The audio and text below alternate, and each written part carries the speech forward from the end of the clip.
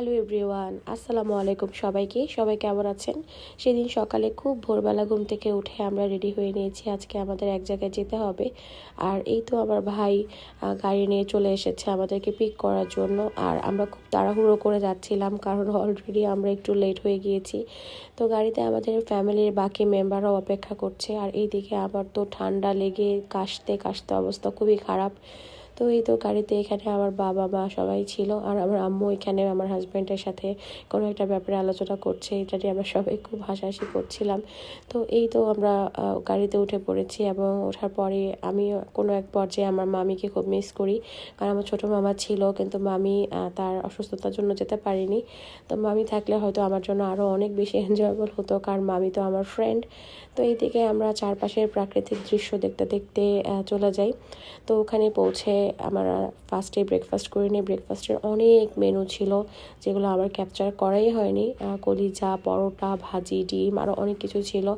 তো এখানে ওদের নিজস্ব পুকুরের ঘাটলায় বসে সবাই গল্প করছিল আর মিষ্টি রোদ পোহাচ্ছে। এখানে আমার হাজব্যান্ড, আমার আব্বু, আমার আঙ্কেল, আমার ভাই সবাই ছিল। আর আমি একটু চারপাশের পরিবেশটাকে সুন্দরভাবে ক্যাপচার করার ট্রাই করি। এখানে হাঁসগুলোকে দেখে আমার খুবই ভালো লাগে। তারপর এখানে ওদের নিজস্ব মানে জায়গার মধ্যে ওরা ছোট করে এখানে একটু শাক, মূলা শাক, লাল শাক এগুলো একটু রোপণ করে নিজেদের ফ্যামিলির জন্য। আর এখানে হচ্ছে ধনিয়া পাতা। ও মাই গড, মাশাল্লাহ মাশাল্লাহ, এত বেশি সুন্দর সুন্দর ধনিয়া পাতা ছিল, যেগুলো দেখে সত্যি ভাল লাগছিল।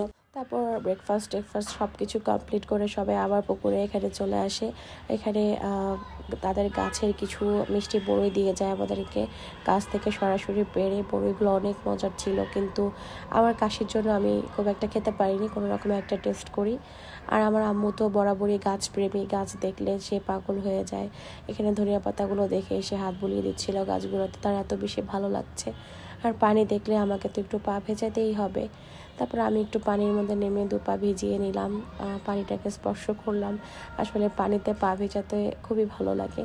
আর এখানে আমার পরে আমার ছোটো বোনও, সেও কিন্তু এখানে বসে একটু পানি নিয়ে খেলা করে, একটু ভিডিও করে নেয়, তারও খুব ভালো লাগছিল।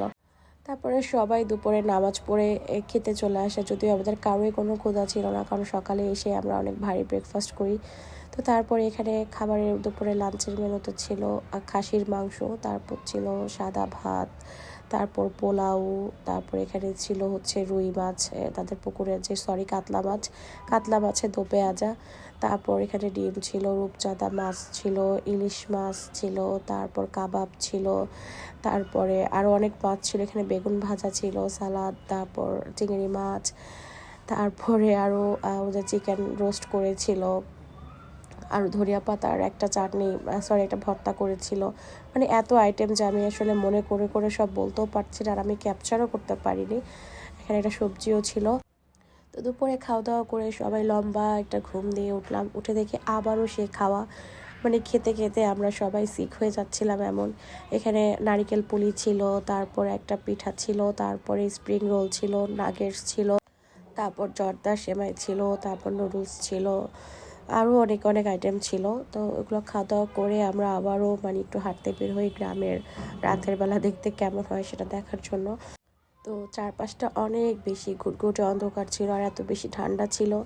আমরা চারপাশটা দেখছিলাম, বাইরের পরিবেশটা কেমন জানি খা খা করছে, একটা মানুষ নেই, শুধু আমরা আর এই ঘন অন্ধকার।